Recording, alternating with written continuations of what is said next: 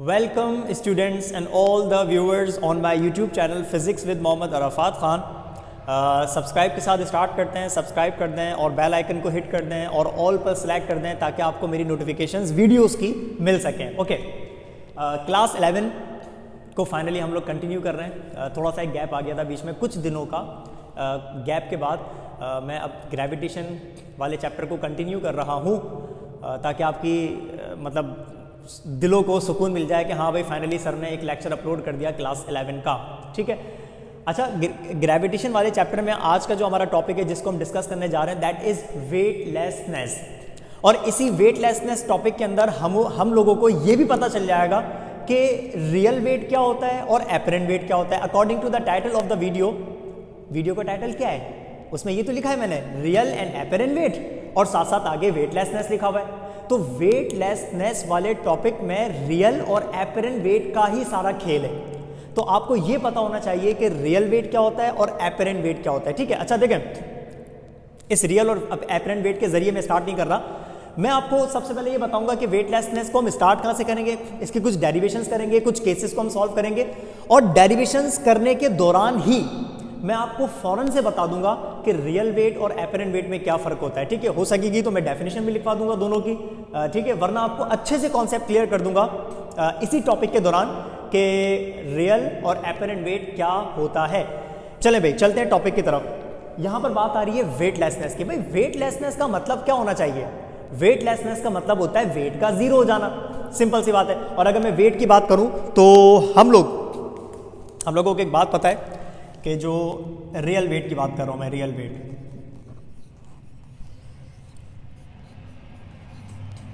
ये बात पता है ना हम लोगों को कि जो वेट होता है, जो रियल वेट होता है, उसको कैलकुलेट करने का फॉर्मूला होता है W is equal to mass times gravitational acceleration. Simple, या फिर यूं कह दो कि अगर मास कांस्टेंट है तो जो वेट होता है वो डिपेंड करता है ग्रेविटी के ऊपर, यानी कि ग्रेविटेशनल एक्सेलरेशन के ऊपर। अच्छा, एक बात और सुनिएगा, वेटलेसनेस एक टर्म है, इसका मतलब बॉडी का वेट खत्म हो जाए, बॉडी का वेट जीरो हो जाए। आपको पता है बॉडी का वेट दो कंडीशन में जीरो हो सकता है। मेरी बात गौर से सुनिएगा, बॉडी का वेट दो कंडीशंस में जीरो हो सकता है। पहली कंडीशन ये कि जहां पर ग्रेविटी ना हो। भाई ग्रेविटी नहीं तो वेट होता क्या है? ग्रेविटेशनल पुल है ना। हर बॉडी को अर्थ अपनी तरफ जो अट्रैक्ट करती है, खींचती है, पुल करती है, इसी चीज को तो हम वेट कहते हैं। हम कहते हैं ना weight is a force towards the centre of the earth. तो हम क्या बोलेंगे? अगर ग्रेविटी नहीं, ये देखें, अगर G की वैल्यू नहीं तो वेट जीरो। इसका मतलब सबसे पहली कंडीशन जिसमें वेट जीरो हो सकता है वो क्या? जहां पर ग्रेविटी नहीं वहां पर वेट नहीं। और दूसरी कंडीशन पता है क्या है? सबसे इंपॉर्टेंट, सबसे मजे की कंडीशन, वो क्या? ग्रेविटी के होते हुए भी वेट जीरो हो सकता है। अब आप सर खुजा रहे होंगे अपना कि सर ये कैसे पॉसिबल है?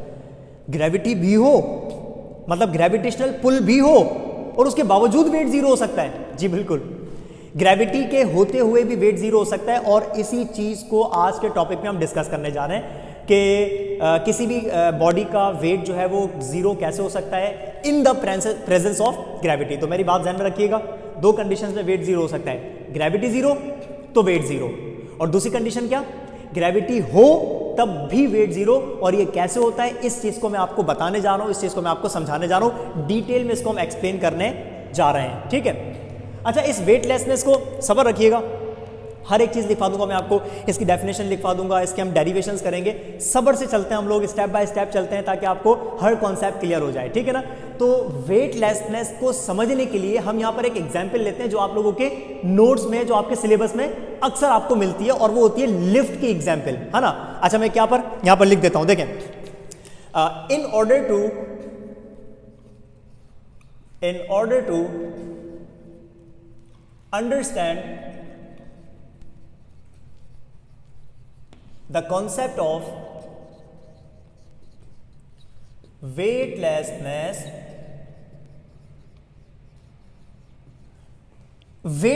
के कॉन्सेप्ट को अंडरस्टैंड करने के लिए, समझने के लिए, लेट अस कंसिडर, हम एक कंसिडर करते हैं lift. Let us consider a lift. ठीक है, कंसीडर करते हैं एक लिफ्ट, और मैं साथ साथ एक काम भी करता हूं, बनाता भी जाता हूं। देखें, एक लिफ्ट है। ओके, अब ये हम बना देते हैं एक लिफ्ट। और लिफ्ट बनाना एक आसान सी चीज़ है, हमें बस एक आसान सी डायग्राम करनी है और इसके बाद सारी डेरिवेशन का खेल इसी डायग्राम से होगा। कंप्लीट डेरिवेशन हम इसी डायग्राम को करेंगे समझकर, ठीक है? ठीक है भाई, ये हमारे पास आ गई एक लिफ्ट, इसको इमेजिन कर लिएगा हमारे पास ये क्या है, ये एक लिफ्ट है, ठीक है? This is a lift. अच्छा, अब लिफ्ट के बाद क्या होगा हमारे पास, consider a lift in which a body of mass m, एक बॉडी होगी हमारे पास, उसका मास m होगा और उसको हम सस्पेंड करेंगे, हैंग करेंगे bye means of a spring balance. Spring balance क्या होता है, हमारे पास एक मशीन होती है, एक एपरेटस है वेट्स को मेजर करने के लिए, मास को मेजर करने के लिए ना, स्प्रिंग बैलेंस जिसको हम हैंग करते हैं और उसके ऊपर बॉडीज को अटैच कर देते हैं और वो स्प्रिंग बैलेंस उस बॉडी का आपको वेट बता देता है। तो हमें यहां पर क्या चाहिए, एक बॉडी, और उस बॉडी को हमने स्प्रिंग बैलेंस के साथ हैंग करना है, सस्पेंड करना है, ठीक है? So consider a lift in which a body of mass m is suspended, उसको लटका दिया, हैंग कर दिया, suspended by means of a spring balance, एक स्प्रिंग बैलेंस, ये हमारे पास एपरेटस आ गया, spring balance attached to the, और ये स्प्रिंग बैलेंस को हम कहां से अटैच करेंगे, लिफ्ट की सीलिंग के साथ। जैसे अगर ये लेट सपोज मैं लिफ्ट में खड़ा हूं तो लिफ्ट की सीलिंग, लिफ्ट के छत के साथ आप अटैच कर देंगे, उस स्प्रिंग बैलेंस के साथ एक बॉडी को आप हैंग कर दें, लटका दें, ठीक है? So a body of mass m suspended by means of a spring balance, मैं बना के दिखाता हूं आपको, attach to the ceiling of lift. ये आ गया हमारे पास कंसीडरेशन, ये आ गया हमारे पास एक्सप्लेनेशन, ठीक है ना? अब मैं यहां पर बना के दिखाता हूं आपको। लेट सपोज हमारे पास एक स्प्रिंग बैलेंस है जो कि हैंग कर रहा है, ये बना देता हूं मैं स्प्रिंग बैलेंस, ठीक है? ये आ गया स्प्रिंग बैलेंस।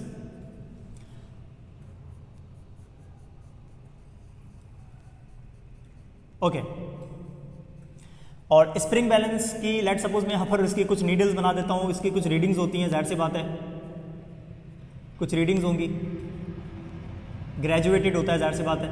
और इमेजिन कर लेते हैं कि ये इसका एरो है, फिलहाल ये इसका एरो है, और इस एरो को मैं यहाँ पर नहीं बनाता बल्कि इस एरो को हम लोग कहीं ना कहीं बना देते हैं। लेट सपोज ये इसका एरो आ गया, और इस स्प्रिंग बैलेंस के साथ हम लोगों ने हैंग कर दिया, अटैच कर दिया, सस्पेंड कर दिया एक बॉडी को, और वो बॉडी ये रही, ठीक है भाई? ये आ गई हमारे पास बॉडी ऑफ मास m।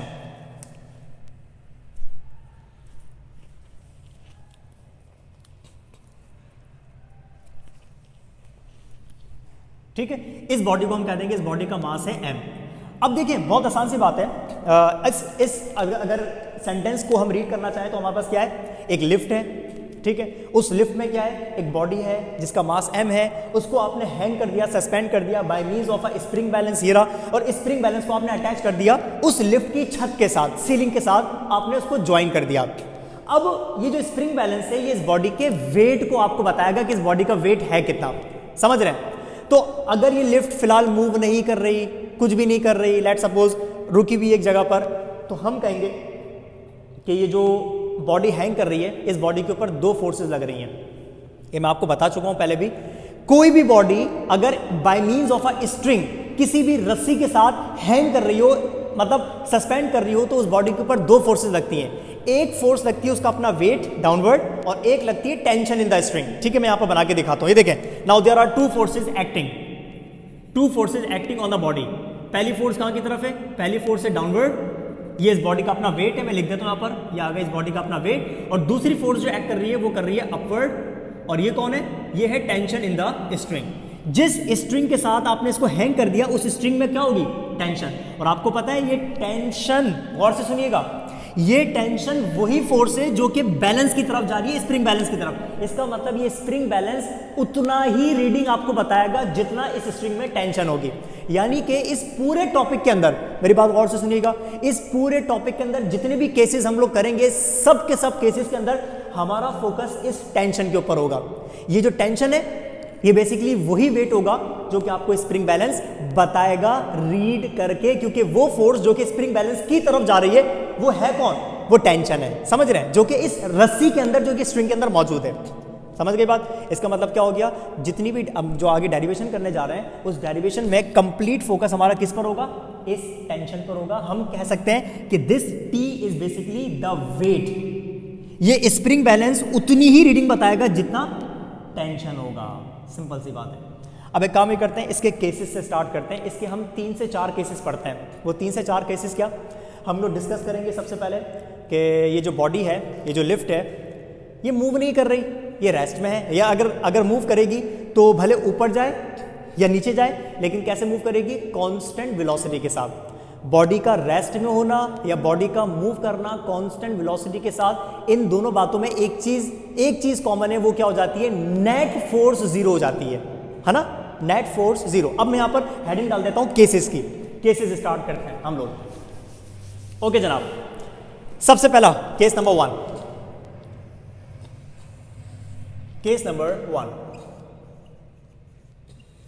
और केस नंबर 1 की हेडिंग क्या होगी, लिफ्ट एट रेस्ट और मूव्स विथ कांस्टेंट वेलोसिटी। यह आ गया हमारे पास केस नंबर 1। केस नंबर 1 क्या बोल रहा है आपको, ये लिफ्ट या तो रुकी हुई हो या अगर मूव करे भले ऊपर या भले नीचे, लेकिन कैसे मूव करे, कांस्टेंट वेलोसिटी के साथ। तो भाई अगर हमें बात पता है कि अगर बॉडी रेस्ट में हो या कांस्टेंट वेलोसिटी के साथ मूव कर रही हो तो बॉडी के ऊपर जो नेट फोर्स होती है वो जीरो हो जाती है। इसका मतलब पता है क्या हो जाएगा, भाई रुकी हुई हो अगर, है ना, हमने इक्विलिब्रियम में पढ़ा था ना, इक्विलिब्रियम के अंदर मैंने आपको पढ़ाया था डायनामिक इक्विलिब्रियम, ठीक है, डायनामिक इक्विलिब्रियम। तो मैं कह सकता हूं कि अगर ये रुकी हुई होगी तो स्टैटिक इक्विलिब्रियम में होगा, और अगर ये अपवर्ड या डाउनवर्ड मूव कर रही होगी तो डायनामिक इक्विलिब्रियम कांस्टेंट वेलोसिटी, और अगर ये कांस्टेंट वेलोसिटी के साथ मूव करेगी तो हमने ये पढ़ा था कि अपवर्ड और डाउनवर्ड फोर्स बिल्कुल बराबर हो जाती हैं, एग्जैक्टली इक्वल हो जाती हैं अगर वो बॉडी कांस्टेंट वेलोसिटी के साथ मूव कर रही है। तो मैं यहां पर इस कंडीशन में क्या लिखूंगा कि इन दिस केस, हाँ भाई, इन this case the net force acting on the body is 0। समझ रहे हैं? इस वाले केस के अंदर, सबसे पहले वाले केस के अंदर क्या हो गया, क्योंकि बॉडी या तो रुकी हुई है, रेस्ट में है, या अगर मूव करेगी तो कांस्टेंट वेलोसिटी के साथ ऊपर या फिर कांस्टेंट वेलोसिटी के साथ नीचे। इन दोनों कंडीशन में बॉडी के ऊपर नेट फोर्स नहीं होगी, और अगर नेट फोर्स जीरो है इसका मतलब ये दोनों फोर्सेस बिल्कुल बराबर हैं। ये दोनों फोर्सेस बराबर हैं, इसका मतलब आप क्या लिखेंगे कि टेंशन फोर्स उतनी ही होगी जितनी वेट फोर्स है। कब? जब लिफ्ट रुकी हुई हो, रेस्ट में हो, या मूव करे कैसे, कांस्टेंट वेलोसिटी के साथ। आसान बात है, ये हम लोग इक्विलिब्रियम में डिस्कस कर चुके हैं। इसका मतलब क्या हो गया, स्प्रिंग बैलेंस। ये देखें, स्प्रिंग बैलेंस की तरफ जो फोर्स जा रही है वो कौन सी है, हमने क्या कहा था कि हमें फोकस करना है टेंशन। स्प्रिंग बैलेंस आपको उतनी ही रीडिंग बताएगा जितनी टेंशन है। समझ रहे हैं? तो हमारे हर केस के अंदर जो फोकस होगा वो किस पर होगा, टेंशन पर। So the tension will be the weight force जो आपको स्प्रिंग बैलेंस बताएगा। तो भाई इस कंडीशन के मुताबिक क्या है, स्प्रिंग बैलेंस की रीडिंग उतनी ही है जितना बॉडी का एक्चुअल वेट है, जितना बॉडी का ट्रू वेट है। तो इस वाली बॉडी को, इस वाली बात को हम कर देते हैं बॉक्स के अंदर, और इस बात को हम कैसे लिखेंगे यहां पर कि द स्प्रिंग बैलेंस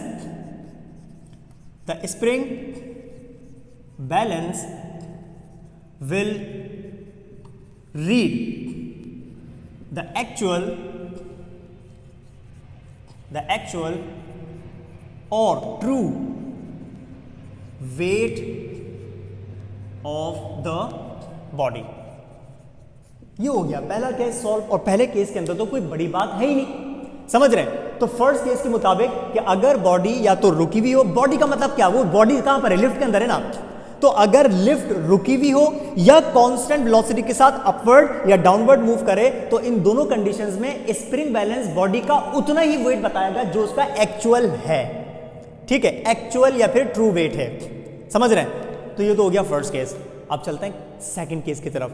जरूरी तो नहीं है ना कि बॉडी अगर मूव करे तो हमेशा कांस्टेंट वेलोसिटी के साथ मूव करे, no, it is not necessary. भाई जो लिफ्ट है वो सर्टेन एक्सेलरेशन के साथ ऊपर जा सकती है और ये जो लिफ्ट है वो सर्टेन एक्सेलरेशन के साथ नीचे भी जा सकती है। इसका मतलब अब हम जो नेक्स्ट केसेस डिस्कस करने जा रहे हैं वो केसेस डिस्कस करेंगे जिसमें अब ये लिफ्ट मूव करेगी एक्सेलरेशन के साथ। अब कांस्टेंट वेलोसिटी नहीं होगी बल्कि अब यहां पर कॉन्सेप्ट आ जाएगा एक्सेलरेशन का, और इसमें दो पार्ट्स हैं, एक्सेलरेशन के साथ अपवर्ड मोशन और एक्सेलरेशन के साथ डाउनवर्ड मोशन। ये अलग अलग केसेस हैं, इन दोनों को डिस्कस करते हैं। Okay, now second case, case number 2। और केस नंबर 2 में हम क्या लिखेंगे? When the lift is ascending with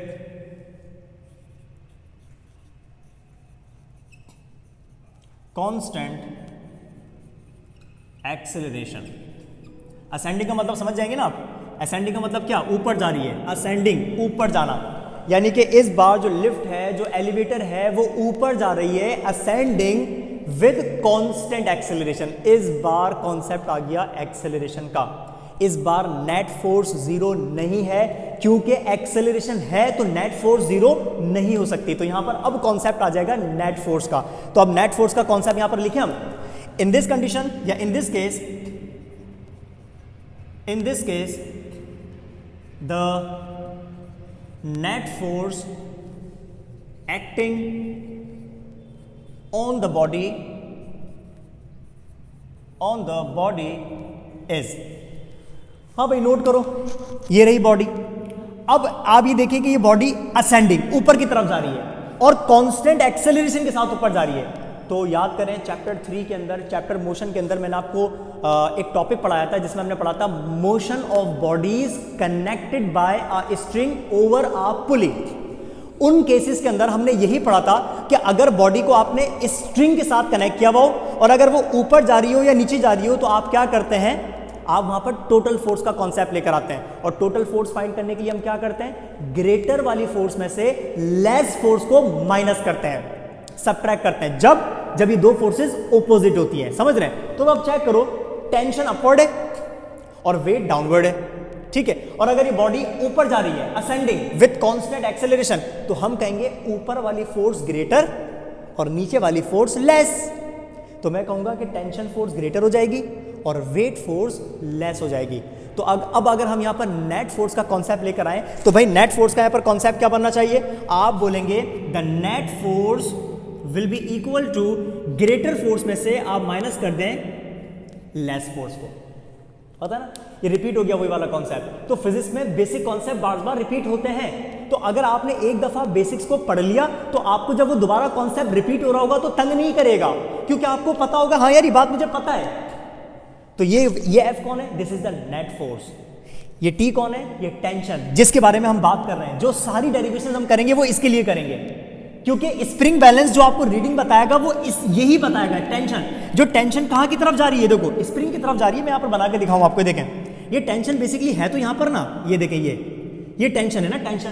तो स्प्रिंग बैलेंस तो उतना ही वेट बताएगा जितना टेंशन होगा स्प्रिंग के अंदर। तो इसका मतलब हमें जितनी भी डेरिवेशंस करनी है वो किसके लिए करनी है? इस टेंशन के लिए करनी है, ठीक है। अच्छा भाई, अगर मुझे टेंशन के लिए डेरिवेशन करनी है तो यहां पर वेट सबट्रैक्ट कर रहा है, यहां पर आके ऐड हो जाएगा। तो देखिए क्या बनेगा, टेंशन का फॉर्मूला क्या बनेगा? T equals F plus W या W प्लस F। आप ये मत सोचिएगा कि मैं F को यहां पर लेकर आ गया तो ये प्लस का कैसे हो गया। बस आप ये इमेजिन कर लो कि W जो है माइनस का मजा के प्लस का हो गया और ये मैंने टेंशन के लिए फॉर्मूला लिख दिया। So T is equal to W plus F। आगे चलते हैं, आगे क्या लिखेंगे? आगे हम लिखेंगे इनके फॉर्मूला। T को T रहने दें आप, इज इक्वल टू W का फॉर्मूला क्या होता है? mg, और F का फॉर्मूला क्या होता है? ma। ये बन गया हमारे पास इक्वेशन। या इसको आप ऐसे भी करके लिख दें, m कॉमन निकाल दें तो क्या बचेगा, g प्लस a, ये बन गया फॉर्मूला। अब आप नोट करें इस बार क्या हुआ। फर्स्ट केस में स्प्रिंग बैलेंस ने उतना ही रीडिंग बताई जितना बॉडी का एक्चुअल वेट था। सेकंड केस में स्प्रिंग बैलेंस इस बार कुछ और रीडिंग बता रहा है। इस बार रीडिंग के अंदर वेट के साथ एक चीज ऐड हो रही है एंड दैट इज ma। अब सवाल पैदा ये होता है कि ये ma का यहाँ पर एडिशन में आने का मतलब क्या होगा। तो एक बात ध्यान में रख लें भाई, वो ये कि अगर इस बार लिफ्ट मूव करके ऊपर जा रही हो और कांस्टेंट एक्सेलरेशन के साथ जा रही हो तो इस कंडीशन में इस बार ये स्प्रिंग बैलेंस एक्चुअल वेट नहीं बता रहा, इस बार वो ट्रू वेट नहीं बता रहा। ट्रू वेट तो ये था ना W, यहां पर सिर्फ W थोड़ी आया, यहां पर तो W के साथ F भी आ गया। इसका मतलब इस बार जो वेट आपको अपीयर हो रहा है ये उसका चेंज हो गया वेट। अच्छा, प्लस का मतलब क्या होता है, बढ़ जाना, और माइनस का मतलब क्या होता है, कम हो जाना। तो यहां पर अगर प्लस हो रहा है तो मैं कहूंगा कि अगर आप वेट में, एक्चुअल वेट में F को प्लस कर दोगे तो आंसर बढ़ेगा या कम होगा। तो वो जो टेंशन है वो बढ़ेगी या कम होगी, बढ़ जाएगी। इसका मतलब इस बार स्प्रिंग जो है वो बॉडी का ज्यादा वेट बताएगा, एक्चुअल वेट से ज्यादा बताएगा। तो अगर एक्चुअल वेट से वेट बढ़ गया, ज्यादा हो गया, इस वेट को हम कहते हैं apparent wait. This is apparent wait. तो हमारे पास दो किस्म के वेट होते हैं, एक होता है रियल एक्चुअल या ट्रू वेट। वो कौन सा वेट होता है, जो बॉडी का अपना वेट होता है जिसको हम कहते हैं W = mg, ये वाला होता है रियल वेट। और एपरेंट वेट क्या होता है, जो आपको, एपरेंट का मतलब क्या होता है, जाहिरी, नुमाया, जो आपको जाहिर हो रहा हो, जो आपको नुमाया हो रहा हो। तो एपरेंट वेट आपको सिर्फ जाहिर हो रहा होता है, वो एक्चुअल नहीं होता, वो थोड़ी देर के लिए बॉडी की मोशन की वजह से हो जाता है। ठीक है, तो अगर ये बॉडी, अगर ये लिफ्ट एक्सेलरेट होगी ऊपर की तरफ तो अब जो बॉडी का वेट अपीयर होगा, नुमाया होगा, जो जाहिर होगा, वो कौन सा होगा, एपरेंट वेट। तो यहां पर इस बार जो T है ना, वो T एपरेंट है। यहां पर कौन सा था, एक्चुअल वेट। ठीक है, तो अब मैं यहां पर क्या लिखूंगा, देखें यहां पर स्टेटमेंट क्या आ जाएगी, spring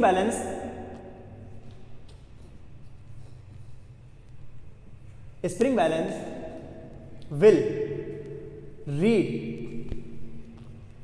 the apparent weight of the body।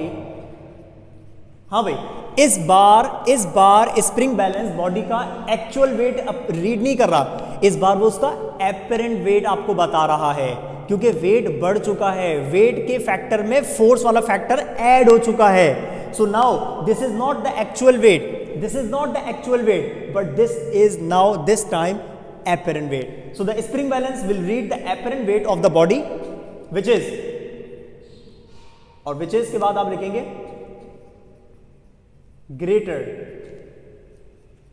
greater than, और जो apparent weight होता है इस वाली कंडीशन में वो एक्चुअल वेट से हमेशा ज्यादा होगा, है ना, which is greater than the actual weight. Simple, आसान हो गई कहानी, है ना, मुश्किल बात नहीं है। तो फर्स्ट वाली कंडीशन में क्या, कि अगर लिफ्ट रुकी हुई है या कांस्टेंट वेलोसिटी के साथ मूव कर रही है तो वेट के ऊपर कोई फर्क नहीं आएगा, स्प्रिंग बैलेंस वही रीडिंग बताएगा जो उसका एक्चुअल वेट है।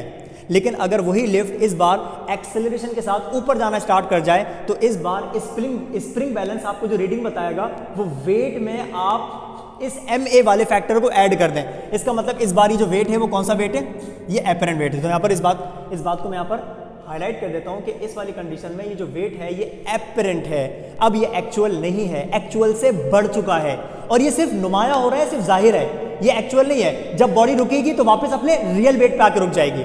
रियल हकीकत के तौर पे कौन सा होता है, रियल होता है। ठीक है, तो ये जो एपरेंट होता है ये वक्ती होता है, ये नुमाया होता है, खाली बॉडी की मोशन पे डिपेंड कर रहा है। एक्सेलरेशन के साथ मूव नहीं करे, वो बॉडी एक्सेलरेट होते होते तो रुक जाए तो बॉडी का वेट दोबारा वही हो जाएगा जो उसका एक्चुअल है। समझ रहे हैं, तो एक्चुअल जो वेट होता है वो रियल ही है, एपरेंट का मतलब आपको मोशन की वजह से वो नुमाया हो रहा है, वो जाहिर हो रहा है, सिंपल। और इसी बात को आप इस तरीके से और करके लिख सकते हैं कि इन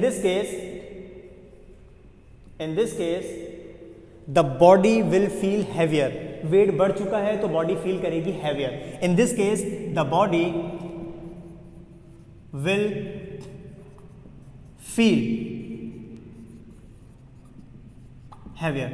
आप सोचो जरा, इमेजिन करो, आप लिफ्ट में खुद भी तो बैठे होंगे ना, एलिवेटर में बैठे होंगे, कभी ऊपर जाएंगे कभी नीचे जाएंगे। अगर आपको ऊपर जाना है तो आपने नोट किया होगा जैसे ही लिफ्ट आप आगे खड़े हुए, चलते हुए लिफ्ट में खड़े नहीं होते हम लोग ना, आगे खड़े हुए, आपने बटन प्रेस किया, आपको जिस फ्लोर पे भी जाना है, ठीक है, आपने बटन जैसे ही प्रेस किया, डोर्स बंद हो गए।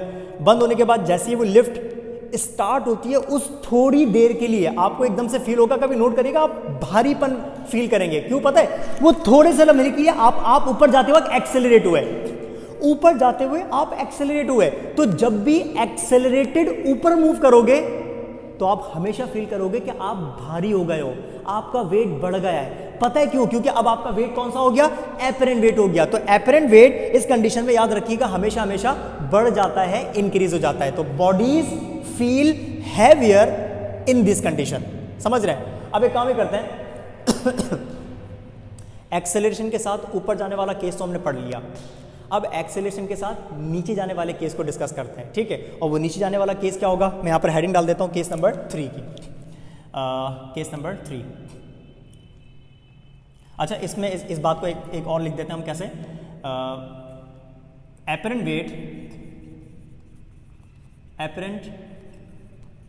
Wait is greater than the actual weight, ठीक है।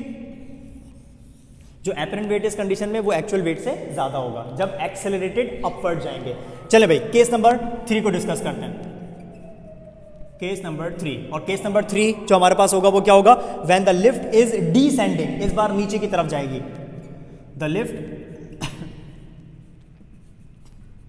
Is descending with constant acceleration, with constant acceleration, ठीक है भाई। यह आ गया हमारे पास थर्ड केस। अब थर्ड केस को अगर मैं बात करूं, जब सेकंड केस में बॉडी ऊपर की तरफ जा रही थी तो आपने बोला नेट फोर्स जो है वो T माइनस W है, मतलब ऊपर वाली फोर्स ग्रेटर थी और नीचे वाली फोर्स लेसर थी। तो आपने ग्रेटर में से लेस वाली को माइनस कर दिया, लेकिन इस बार तो ऊपर नहीं जा रही, इस बार तो डाउनवर्ड जा रही है। तो अगर इस बार डाउनवर्ड जा रही है तो इस बार ज्यादा फोर्स कौन सी है? इस बार वेट फोर्स ग्रेटर है और टेंशन फोर्स कम है। तो इस बार आप क्या लिखेंगे? द नेट फोर्स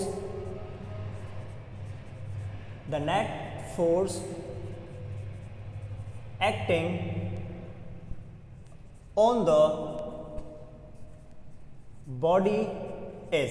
हाँ भाई, इस वाली कंडीशन में जो नेट फोर्स है बॉडी पे जो लग रही है वो कौन सी फोर्स होगी? वो लिख देते हैं F is equal to greater कौन सी? बॉडी नीचे जा रही है तो वेट ग्रेटर हो गया और टेंशन कम हो गया, तो ग्रेटर में से सब्ट्रैक्ट कर दो आप लेस वाली को। तो T माइनस W असेंडिंग के केस में और W माइनस T डिसेंडिंग के केस में। ओके, हमारा जो फोकस है वो किसके ऊपर है? हमें टेंशन की डेरिवेशन करनी है ना, टेंशन हम इसकी बात कर रहे हैं। तो देखें, इस T को वहां शिफ्ट कर देते हैं, ये पॉजिटिव हो जाएगा, और F को वहां ले आते हैं, ये नेगेटिव हो जाएगा। W minus F formula put करते हैं, टेंशन इज इक्वल टू, वैसे आपका ये फॉर्मूला बन चुका है। W का फॉर्मूला क्या? mg माइनस F का फॉर्मूला क्या? ma। अब आप नोट करें इस वाली कंडीशन में, अच्छा एक और काम कर लेते हैं, कॉमन निकाल देते हैं, G माइनस A। अब आप नोट करें यहां पर एडिशन हो रही थी, ठीक है, आपने एक्चुअल वेट में ma को प्लस किया तो हमें पता चला ये एपरेंट वेट है। अब ये रियल वेट नहीं है। अब जो स्प्रिंग बैलेंस आपको बता रही थी वो एक्चुअल वेट से थोड़ा सा ज्यादा बताएगी इस वाली कंडीशन में, क्योंकि आप प्लस कर रहे थे।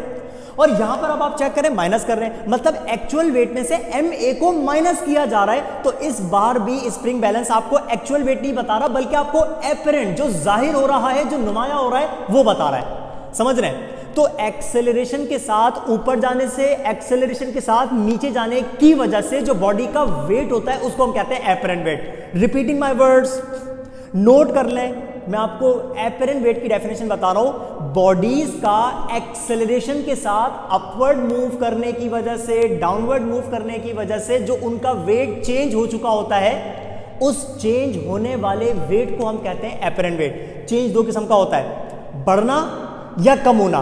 बढ़ेगा कब? एक्सेलरेटेड अपवर्ड वाले केस में इंक्रीज हो जाएगा वेट, और एक्सेलरेटेड डाउनवर्ड की कंडीशन में डिक्रीज हो जाएगा वेट। इन दो कंडीशंस के अंदर वेट डिक्रीज या इंक्रीज हो जाता है, मतलब इस बार वेट एक्चुअल या ट्रू नहीं है, इस बार वेट कौन सा है, एपरेंट है। तो इस वाली कंडीशन में एपरेंट वेट था, तो इस वाली कंडीशन में भी आप क्या बोलेंगे, ये एपरेंट वेट है। अच्छा भाई, यहां पर क्या लिखा था, spring balance will read the apparent wait which is less then, sorry greater than, हम यहां पर क्या लिखेंगे, स्प्रिंग बैलेंस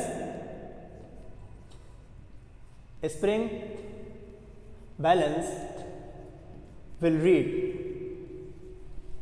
अगेन यहां पर भी कौन सा वेट आएगा, apparent wait which is less than, हाँ भाई इस बार लेस देन हो जाएगा क्योंकि आप सब्ट्रैक्शन कर रहे हैं, which is less than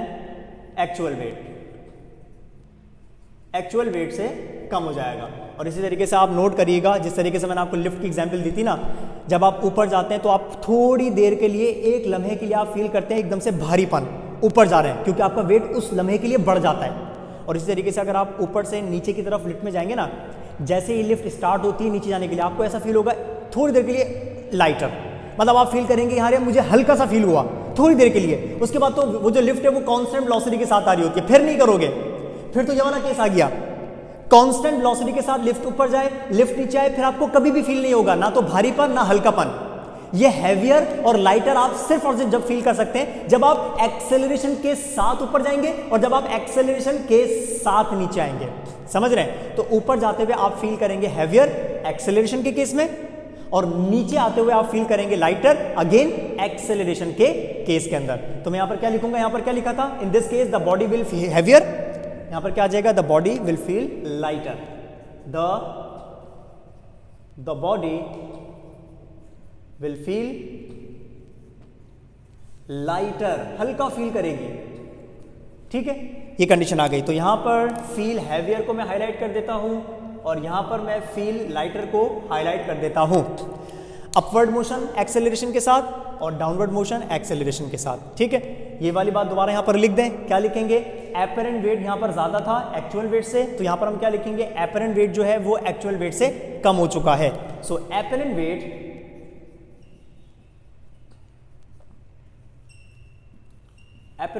is less than actual weight, ठीक है।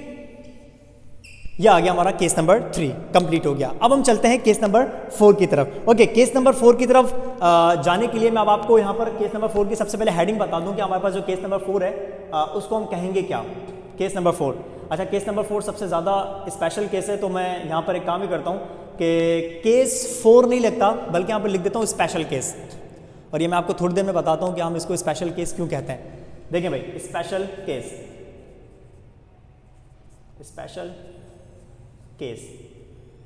ठीक है, इट इज केस नंबर 4, ये केस नंबर 4 ही है। ओके, स्पेशल केस के अंदर अब हम लिखते हैं द लिफ्ट फॉल्स फ्रीली, यानी कि A is equal to G। जनाब सोचो, एक कंडीशन इमेजिन करो, लिफ्ट्स की जो सपोर्टिंग केबल होती है, ये देखिए, ये लिफ्ट्स भी तो अपनी एक सपोर्टिंग केबल से चलती है ना, ऐसा जो नहीं हवा में उड़ रही है, हवा में नीचे जा रही है, ऐसा कुछ नहीं है। सपोर्टिंग केबल्स होती हैं जो लिफ्ट को सपोर्ट करके रखती है, वही केबल्स ऊपर लेके जाती हैं उनको, वही केबल्स नीचे लेकर आती हैं, सपोर्टिंग केबल्स। थोड़ी देर के लिए सोचो, लिफ्ट की सपोर्टिंग केबल जो है वो टूट जाए, ब्रेक हो जाए, इस मार्कर को मैं पकड़ा हुआ हूं, मैं अपने हाथ से इसको नीचे लेकर जा रहा हूं, मैं अपने हाथ से इसको ऊपर लेके जा रहा हूं, ये फ्री फॉल मोशन नहीं है, ये मेरी वजह से मूव कर रहा है, मेरी वजह से ऊपर जा रहा है, मेरी वजह से नीचे जा रहा है, it is not free fall motion. सोचो मैं इस मार्कर को ड्रॉप कर दूं, छोड़ूंगा, तो जब मैं इसको लीव कर दूंगा तो अब ये जो फ्रीली मूव करके जा रहा है, it is now free fall motion. यही मैं आपको बताना चाह रहा हूं। थोड़ी देर के लिए सोचो कि इस लिफ्ट की जो सपोर्टिंग केबल है वो टूट जाती है, अब जैसे ही वो टूटेगी तो अब तो जो लिफ्ट है वो ऐसे रुकेगी नहीं ना, वो तो फ्री फॉल थड़ करके नीचे से आ जाएगी, और कैसे मूव करके आएगी, फ्री फॉल मोशन। और आपको पता है जब भी बॉडीज फ्रीली फॉल करती हैं तो उनकी एक्सेलरेशन उतनी ही हो जाती है जितनी ग्रेविटेशनल एक्सेलरेशन, ये बात मैं आपको बता चुका हूं चैप्टर नंबर 3 के अंदर। During free fall motion, during motion under gravity, bodies नीचे आती हैं एक कांस्टेंट एक्सेलरेशन के साथ, और वो कितनी होती है 9.8 मीटर पर second square. This is constant acceleration, not constant velocity, constant acceleration.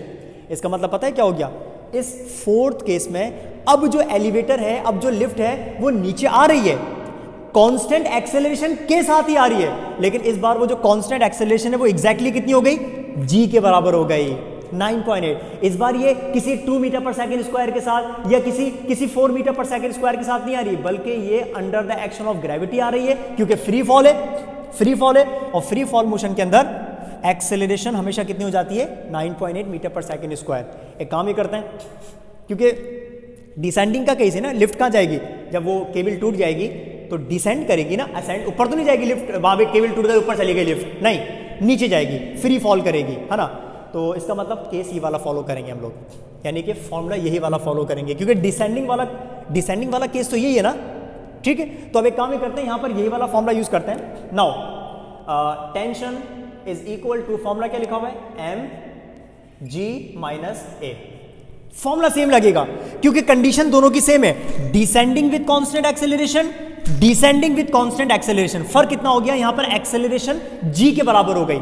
अब एक काम ये करते हैं, इस a की जगह पे ये g पुट कर देते हैं, क्योंकि according to the case number 4 a है ही g जितना, पुट कर देते हैं। Now t is equal to mg-g, कर दिया हमने, a की जगह क्या आ गया, g आ गया।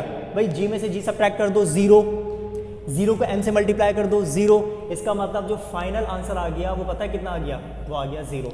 सोचो सोचो सोचो, ये t क्या है, ये टेंशन थी, ये वो टेंशन थी जो कि स्प्रिंग बैलेंस की तरफ जा रही थी। स्प्रिंग बैलेंस आपको उतना ही वेट बताता जितना टेंशन होती, टेंशन बढ़ी, वेट आपको ज्यादा बता दिया उसने, टेंशन कम हुई, वेट आपको उसने कम बता दिया, ठीक है। और अब अगर वहां पर t की वैल्यू 0 आ गई, इसका मतलब इस बार ऐसी कोई फोर्स नहीं है जो कि स्प्रिंग बैलेंस की तरफ जा रही है, मतलब इस कंडीशन में टेंशन 0 हो गई। इसका मतलब ये जो इसकी जो पॉइंटर है ना, ये पॉइंटर इस बार एग्जैक्टली 0 पे आ जाएगा, खत्म। स्प्रिंग बैलेंस आपको कोई रीडिंग नहीं बताएगा इस बार, क्यों, क्योंकि टेंशन 0 हो चुकी है। तो इस वाली कंडीशन में हम कहते हैं कि जो बॉडी का वेट, अब अगर मैं ये कहूं कि स्प्रिंग बैलेंस कोई रीडिंग दे ही नहीं रहा, इसका मतलब क्या हो गया, वेट है।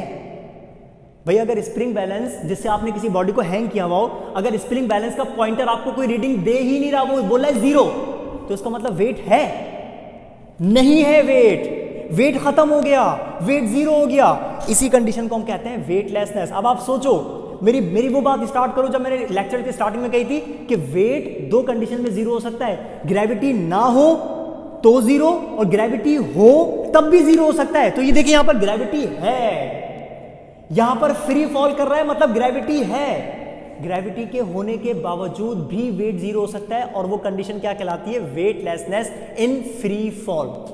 आपको पता है, अब मैं यहां पर सबसे एंड के अंदर आपको डेफिनेशन लिखाऊंगा किसकी, वेटलेसनेस की।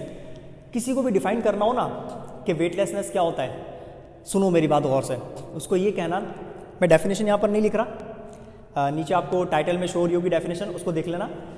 वेटलेसनेस कुछ नहीं है, जब भी बॉडीज फ्री फॉल करती हैं, मोशन अंडर ग्रेविटी के साथ मूव करती हैं, उनका वेट 0 हो जाता है, simple. Weightlessness is a state of free fall, weightlessness is a state of free fall, खत्म बात। इस मार्कर को आप ड्रॉप करें, जब ये फ्री फॉल नीचे जा रहा होगा, इसका वेट नहीं होगा। आप किसी हाइट से जंप करें, ख्याल से, ऐसे नहीं, सर ने बोला था, सर प्रैक्टिस यूट्यूब पे वीडियोस देख रही थी, सर ने बोला था जंप करने किसी हाइट से, तो आप कहीं पता चला जंप करने खेलने चले गए, नहीं, ख्याल से, मतलब आपके पास अगर कोई सपोर्ट हो नीचे तो आप जंप करिएगा, वरना खुदारा आप जंप मत करिएगा, किसी और ऑब्जेक्ट के ऊपर इसको अप्लाई कर देगा प्रैक्टिकली करके, ठीक है, खुद मत जंप करिएगा, आपकी जिंदगी बड़ी इंपॉर्टेंट है, ठीक है ना। ओके, हाँ, अगर आपके पास नीचे आपके पास कोई ऑब्जेक्ट्स वगैरह रखे हो जो आपको सेफ रखें, महफूज कर सकें, फिर आप उनके ऊपर जंप करके नोट कर लिएगा।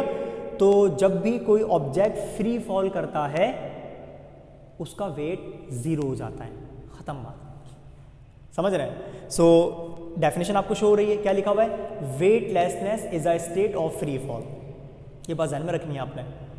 यानी कि अगर कोई भी body acceleration due to gravity के साथ मूव करेगा, कहाँ? डाउनवर्ड ही जाएगा, ऊपर की बात नहीं कर रहा। अगर bodies acceleration due to gravity के साथ नीचे की तरफ जाती हैं तो उनका वेट क्या हो जाता है? उनका वेट हो जाता है सिंपल 0। तो अब आप मुझे बताएं कि ये 4 केसेस हैं, 1, 2, 3 एंड 4। इन 4 केसेस में से सोचो कितने केसेस में बॉडी का रियल वेट है? आपका आंसर होना चाहिए सिर्फ 1।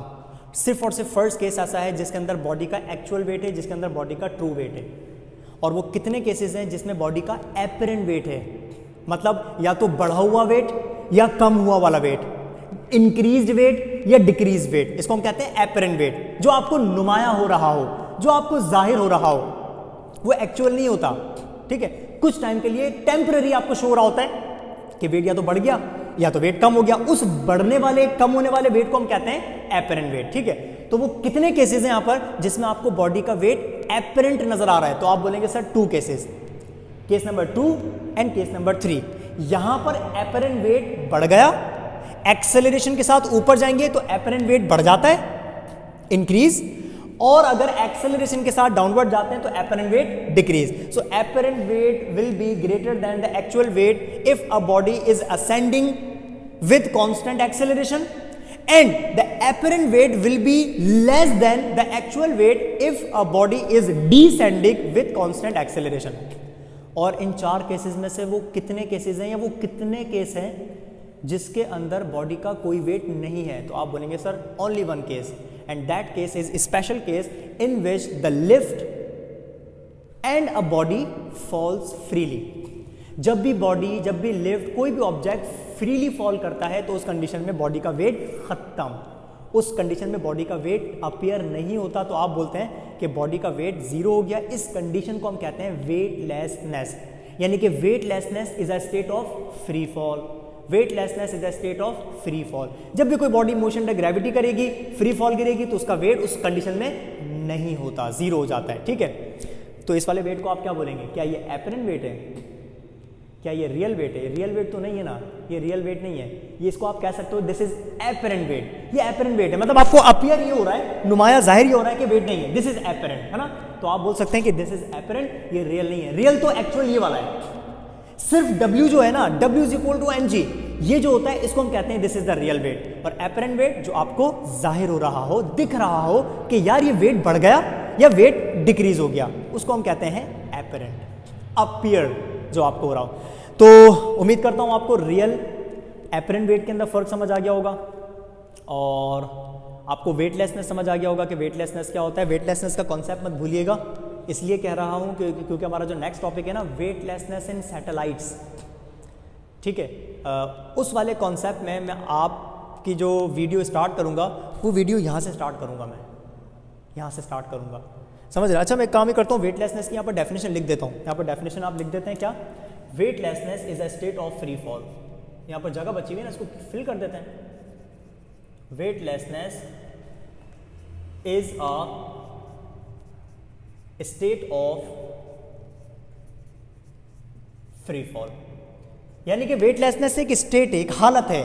कौन सी हालत है, कौन सी स्टेट है? फ्री फॉल वाली कंडीशन। फ्री फॉल वाली हालत को हम कहते हैं वेटलेसनेस, यानी कि वेट का 0 हो जाना। ठीक है, तो याद रखिएगा जो इसके बाद वाली नेक्स्ट वीडियो होगी मैं वो यहाँ से स्टार्ट करूँगा। तो मैं कहाँ से स्टार्ट करूँगा कि यहाँ पे वेटलेसनेस क्या होता है, इस छोटी सी बात को रिपीट करने के बाद फिर हम उस वेटलेसनेस इन सैटेलाइट्स को डिस्कस करेंगे कि जो एस्ट्रोनॉट सैटेलाइट्स के अंदर वेटलेसनेस फील करते हैं वो किस वजह से कर रहे होते हैं। बड़ी इंपॉर्टेंट डिस्कशन है, कॉन्सेप्चुअल डिस्कशन है। बहुत सारे स्टूडेंट्स का इस कंडीशन में कॉन्सेप्ट बिल्कुल गलत होता है, समझ रहे हैं? एक क्वेश्चन छोड़ देता हूं आप लोगों के लिए, एक क्वेश्चन छोड़ देता हूं, कमेंट्स में बता दिएगा, काइंडली कमेंट्स में बता दिएगा। जिनको पता हो, मेरे अगर आपने मुझसे पढ़ा हुआ है तो हो सकता है आप मुझे बता दें। फिजिकल क्लासेस के अंदर बहुत सारे स्टूडेंट्स मुझसे पढ़ चुके होते हैं, ठीक है? और अगर नहीं पढ़ा हुआ तो कोशिश करिएगा। सबके लिए एक होमवर्क है, आप सबके लिए, जो मेरे इस क्वेश्चन को पढ़ रहे हैं, देख रहे हैं, सुन रहे हैं, उन सब के लिए एक होमवर्क है। मुझे इतना बता दो कमेंट में करके, कमेंट में जवाब दे दो कि मुझे ये बताएं कि जो बाहर सैटेलाइट्स, हमारे अर्थ के एटमॉस्फेयर से बाहर जो सैटेलाइट्स में एस्ट्रोनॉट्स वेटलेस फील करते हैं, मतलब वो उड़ रहे होते हैं, हवा में फ्लाई कर रहे होते हैं। क्यों? क्योंकि वहाँ पर उनका वेट जीरो हो जाता है ना। सिर्फ क्वेश्चन ये बता दो या आंसर ये बता दो कि वहाँ पर वो जो एस्ट्रोनॉट वेटलेस फील करते हैं वो क्यों करते हैं। ठीक है, दिस इज द क्वेश्चन। इस क्वेश्चन का आंसर कमेंट में दिएगा, मैं वेट करूंगा आपके आंसर्स का। ठीक है ना, देखते हैं कितने स्टूडेंट्स आंसर देते हैं, कितने सही देते हैं, कितने गलत देते हैं, और इन्हीं आपके कमेंट्स के आंसर्स को मैं डिस्कस करूंगा नेक्स्ट वीडियो के अंदर। ठीक है, अपना ख्याल रखिएगा, वीडियो को शेयर करें, ज़्यादा से ज़्यादा लाइक करें, कमेंट करके करें, क्योंकि मैंने आपको तो आप क्वेश्चन दे दिया, कमेंट करके मुझे बताएं। अपना ख्याल रखिएगा, नेक्स्ट वीडियो में मिलते हैं। Thank you.